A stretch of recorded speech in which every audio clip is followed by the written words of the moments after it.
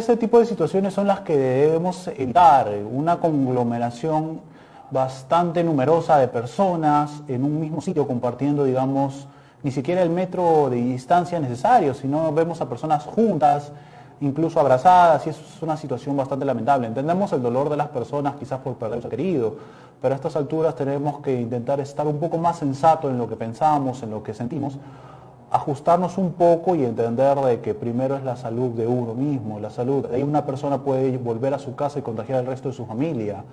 Y precisamente el tema de cómo lidiar con un familiar que tiene COVID-19 es un tema un poco bastante interesante, bastante también de interés del público, porque, bueno, en internet vemos distintos remedios caseros muchas veces que evidentemente quizás no son información fidedigna. Igualmente también ante la desesperación de tener a una persona así, también ya nos han llegado casos de denuncia en que, bueno, el sistema de salud quizás no lo hace en un mal sentido, pero regresa a personas a su casa, esas personas les dan síntomas, le dan fiebre, le dan esos feos ataques de compulsión, y la persona que tiene a esa familiar enfermo entra en desesperación porque no sabe cómo tratarlo, y también está el tema del peligro de contagiarse y que esta situación empeore. Por eso, para saber un poco más del tema, para saber cómo tratar también a un paciente con COVID-19 en casa y en general, vamos a conversar con el doctor Jorge Ayala González, médico cirujano especialista en salud pública y gerencia de servicios de salud. ¿Qué tal, doctor Jorge? Bienvenido a Cable Perú TV Informa. ¿Cómo estás? Muy buenas tardes. Gracias por la nota. ¿Qué tal? Bienvenido, ¿cómo está? Bueno, para empezar, existen en Internet una serie de remedios, digamos, entre comillas, caseros, que buscan, digamos, si no bien sanar la enfermedad, calmarla un poco. En este aspecto, si una persona un familiar tiene COVID-19, ¿de qué manera, digamos, que podemos calmar los síntomas, el tema de la fiebre? Mucho se recomienda en redes sociales el tema de consumir bastante eucalipto. Bueno, sí, mira, lo primero que tenemos que tener en cuenta es el grado de severidad del paciente. Primero, ¿ante qué nos enfrentamos, no? Lo primero debería ser hacer un pequeño despistaje o un triaje si es que el paciente necesita acudir a un hospital o si es que requiere solamente el manejo en casa. Es muy importante poder diferenciar ello. Y si es que el paciente se decide quedar en casa, pues definitivamente tenemos que luchar contra los síntomas que presenta el paciente, ver la manera de hacer un tratamiento preventivo o hacer de repente la telemedicina que estamos hoy en día, pues estamos en boga con la línea del 113, ¿no? Y si el paciente requiere un hospital, ya es un manejo estrictamente médico, ¿no? Precisamente usted acaba de comentar que mucho depende de la situación. Bueno, en todo caso, muchas veces una persona quizás en su preocupación va al hospital, y a veces del hospital es, digamos, que rechazado en el buen sentido de la palabra, es decir, es una persona que quizás no presenta síntomas muy fuertes aún y puede tratarse en casa. Yo como persona, ¿cómo puedo saber o en qué nivel puedo ver que ya es necesario que lleve a mi pariente directamente al hospital? Bueno, el punto de corte es la disnea, ¿no? O sea, la dificultad respiratoria del paciente que empieza a presentar de forma súbita, lo cual le impide mantenerse con una adecuada respiración, lo cual le hace que el paciente pueda tener un estado, pues, se puede decir, de hipoxemia. Este signo, que es primordial, hace que se pueda derivar al paciente a un hospital, a un centro hospitalario, donde se le pueda suplir con oxígeno, ¿no?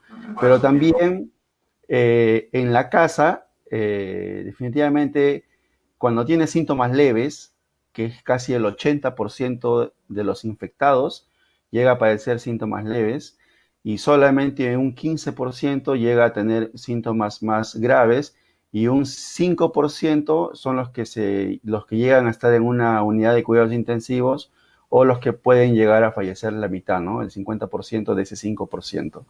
Entonces, es ahí el punto crítico.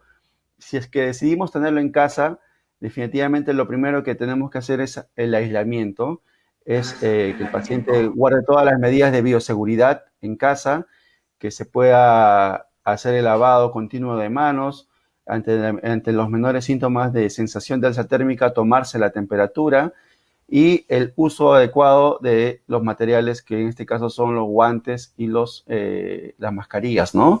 Más aún si es que esta persona llega a tener más síntomas como los que te he mencionado. Precisamente, en todo caso, ¿cuál podría ser un posible tratamiento para calmar estos síntomas, ¿no? Quizás desde el clásico, no sé, paracetamol para bajar por la fiebre, o bueno, lo que me comentaba al comienzo, a la introducción de esta entrevista, en redes sociales muchos recomiendan consumir lo que es eucalipto. ¿Cuál podría ser un tratamiento, digamos, como para evitar que esta persona, digamos, sufra tanto o bajar un poco los síntomas y pueda estar en una situación un poco más estable? Porque también para una madre, para un padre, para un hijo es difícil ver a su persona querida en esta situación y va a buscar de alguna manera curarla o apoyarla, y muchas veces la información en internet precisamente no es la más fiel de todas, ¿no? ¿De qué manera podemos tratarlos? Sí, en casa, pues el tratamiento definitivo son sintomáticos, ¿no? En primera línea están los antipiréticos, en este caso es el paracetamol, que se recomienda dar entre 1 a 2 tabletas de acuerdo a los síntomas que puede tener, a cuanto a la sensación de alza térmica, dar entre 1 o 2 tabletas cada 8 horas. Si es que por ahí tiene rinorrea, ¿no? Que no es un síntoma específico del coronavirus, pero puede ser un resfrío común, darle tabletas de clorfenamina o antihistamínicos como la cetiricina o los de mayor generación.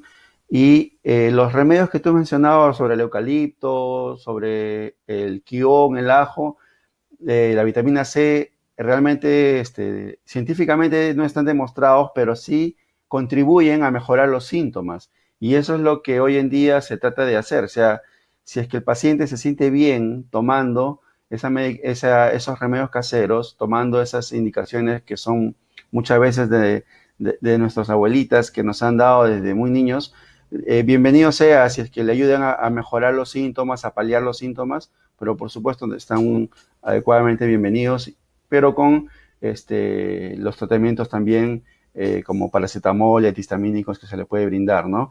Y también tiene que ver ahí mucho el tema de la prevención. Ya hemos hablado, creo, de ese tema anteriormente en cuanto al distanciamiento social, las medidas de bioseguridad, la higiene y todo ese tema, ¿no? Precisamente ello, ¿no? La prevención actualmente también viene a ser el discurso del gobierno actualmente. Hay que prevenir en lo que podemos, digamos, sobrellevar la situación. Por otro lado, nos llega una pregunta de redes sociales. Una persona pregunta, ahora que estamos en el cambio de clima, precisamente cabe aclarar que hoy en tempranas horas de la mañana a nivel Lima Norte ha estado lloviznando un poco. ¿Cómo puedo diferenciar los síntomas de el COVID-19 con los síntomas quizás de una neumonía?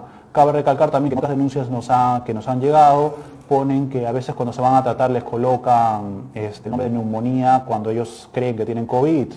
¿Cómo podemos diferenciar estas dos situaciones? La enfermedad, porque cuando viene el tema de los pulmones ya es evidente que es el otro, ¿no? Sí, en cuanto a ese punto, bueno, los síntomas específicos del coronavirus, pues es dolor de gargantas, sensación de alza térmica o fiebre, es una tos seca, ¿no? que se manifiesta. Cosa muy distinta ocurre con un resfrío común, que muchas veces se tiende a confundir y es muchas veces también causa de llamadas a las líneas de telemedicina, que es el 113, el cual a veces congestiona, pero siempre es bueno inculcar y enseñar un poco de este tema. En un resfrío común va a haber siempre rinorrea, frecuentemente, va a ser acompañado con alza térmica, con fiebre, y también va a haber tos, pero a veces llega a haber una tos productiva. Es ahí cuando podemos diferenciar de un cuadro bronquial o de un cuadro de broncoespasmo o de asma que muchos pacientes puedan tener. Cuando decimos neumonía, si bien es cierto, con el COVID-19 llega a producirse una neumonía, pero ya ese es un manejo más que todo hospitalario, ¿no? Habría que ver con ver los factores de comorbilidad del paciente. Tiene que ver, influye mucho eso. Si es un paciente que padece diabetes, si es un paciente que tiene hipertensión, que es nefrópata, cardiópata, eso influye mucho para decidir si este paciente pues definitivamente se queda hospitalizado o puede ir a la casa, ¿no? Hay tratamientos también de neumonía que se pueden ir a casa, va a depender de los criterios de ese momento en el área de emergencia para determinar ello, ¿no? Como le dije, las comorbilidades que puede presentar el paciente involucra mucho esto. Y aprovecho también esta parte en mencionar pues que se ha demostrado actualmente que el coronavirus no solamente afecta a los pulmones. Hoy en día ya se ha demostrado que esto también genera trombosis. Tiene problemas de coagulopatía, tiene manifestaciones hepáticas, manifestaciones oftálmicas, llega a tener hasta manifestaciones dermatológicas. Entonces, si bien es cierto el COVID se está estudiando actualmente, cada día se va descubriendo más cosas y no solamente eso, sino que cada día lo que hoy día salgo a comentar, mañana puede haber cambiado, la ciencia está avanzando, se están haciendo más estudios experimentales, se está tratando de buscar, como quien dice, la cura de esto y también ver la vacuna, que es lo que más la mayoría está esperando, ¿no? Para poder volver a una vida normal, entre comillas, ¿no? Precisamente, nos llega una pregunta más de redes sociales, de nuestra transmisión vivo en Facebook. Una persona pregunta, ¿cómo saber si somos asintomáticos? Esa es la pregunta. Claro, bueno, obviamente, como les digo, el COVID, uno puede estar con el COVID ahorita siendo portador y no expresa ningún síntoma, así como también puede presentar síntomas leves. Casi el 80% de la población infectada es asintomática, no llega a producir síntomas o síntomas leves, como pequeña debilidad, dolor de cabeza, cefalea, un poco de dolor de garganta, ¿no? Por ahí un poco de alza térmica, pero más allá no se llegan a agravar. No son de los pacientes que requieren estar hospitalizados. Hay que recordar que esta enfermedad infecciosa no solamente involucra casi, como le digo, el 80%, sino también que hoy en día da síntomas leves. O sea, la tasa de letalidad es baja, entre un 2 a 3% es la tasa de letalidad. Lo malo es que congestiona los hospitales, porque la mayoría de ese 2 o 3% requieren intubación, ventilación mecánica. Entonces, ahí el problema. Entonces, la tasa de letalidad es baja, ¿no? Hoy en día, con los nuevos datos para el día de hoy, estamos más o menos en un 2.8 de letalidad, ¿no? Ese es el punto de quiebre, bueno, ¿no? Que tenemos que tener en cuenta. O sea, y más afecta a los varones y más afecta a los pacientes que tienen comorbilidades, ¿no? Hasta la obesidad es un factor de riesgo para este tipo de complicación, ¿no? Perfecto, ya entiendo. Muchas gracias por esta entrevista, doctor Jorge Ayala. ¿Algunas recomendaciones que le quiera dar a nuestros televidentes que están muy pendientes de la transmisión en vivo, tanto en Facebook como mediante el canal 6 de Cable Perú, el aplicativo y la página web? Claro, primero hacer una exhortación a a toda la población, a todos nuestros compatriotas, de que estamos viviendo una etapa difícil. Estamos nosotros como médicos en la primera línea de defensa, estamos con los hospitales colapsados. Lamentablemente, la información a veces que se brinda por parte del gobierno no es al 100% verídica, pero sí estamos con muchas ganas de poder trabajar, estamos sumando esfuerzos todos los profesionales y desde acá un saludo a todos ellos, a mis colegas médicos, al equipo de salud que conforma pues la licenciada de enfermería, el personal técnico, todos los que están involucrados e inmersos entre el tratamiento y en el manejo de esta patología, de esta pandemia, así como también a nuestras Fuerzas Armadas, a los policías y en todas las municipalidades también a nuestro personal de limpieza pública, serenazgo, a todos los que día a día están aportando y sumando para poder contrarrestar y combatir esta pandemia, ¿no? Y bueno, las medidas de bioseguridad siempre para toda la población, por favor, no acudan a los supermercados, no acudan a los mercados, que son los puntos críticos donde se ha demostrado que es la mayor tasa de contagios de COVID-19. Lamentablemente hay muchos mercados que no han tomado las medidas de bioseguridad y no han tomado las medidas adecuadas para poder expender los alimentos, los productos de primera necesidad, ¿no? Ya se ha demostrado hace poco en los mercados, casi un 40% de los que expendían han sido contagiados por este COVID-19. Imagínense si ellos son los que dan o los que venden los productos, a cuánta población más se puede contagiar. Entonces, desde ahí la exhortación y agradecerte una vez más por la nota, por la invitación al programa y siempre gustoso a poder colaborar o a poder guiar a la población. Precisamente, muchas gracias, doctor. Bueno, nos ha llegado una última pregunta de redes sociales, disculpe que lo moleste un poco Claro, más. encantado, encantado. Pero bueno, tenemos una pregunta más por parte de uno de nuestros seguidores.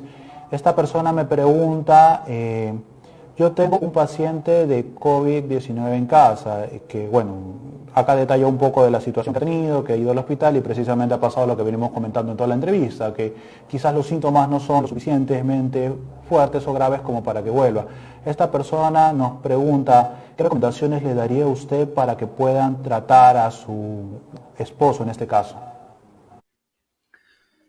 Bueno, como lo mencioné en un inicio, lo primero es hacer un pequeño tamizaje si es que el paciente requiere o no de que pueda estar en un hospital, ¿no? Si es que, como así lo que comenta la paciente o la señora, ha llevado a su familiar en el área de emergencia, le han debido de hacer pues una toma de funciones vitales, una saturación para poder ver que el paciente esté con una adecuada oxigenación y de acuerdo a ellos, si ellos creían conveniente o en ese momento se cree adecuado, se le toma una prueba rápida al paciente si es que tiene síntomas y si es que se logra confirmar o sale la prueba negativa, probablemente lo van a regresar a casa para mantener el aislamiento social, la cuarentena. Pero si sale positivo, definitivamente el paciente debe quedarse, más aún viendo las comorbilidades del paciente y más aún evaluando los parámetros que en ese momento el médico que lo ha evaluado ha debido de considerar, ¿no? Doctor, muchísimas gracias. Como usted sabe, el tiempo a veces en televisión es muy corto, así que esperamos tenerlo nuevamente aquí en Cable Perú TV Informa, que nosotros vamos a seguir también tratando de informar a la población con respecto a todos los temas que tengan que ver en la coyuntura del COVID-19. Nuevamente, muchas gracias, doctor Ayala. Nosotros tenemos que ir a un pequeño corte comercial, no sin antes recordarles que nos pueden seguir en redes sociales.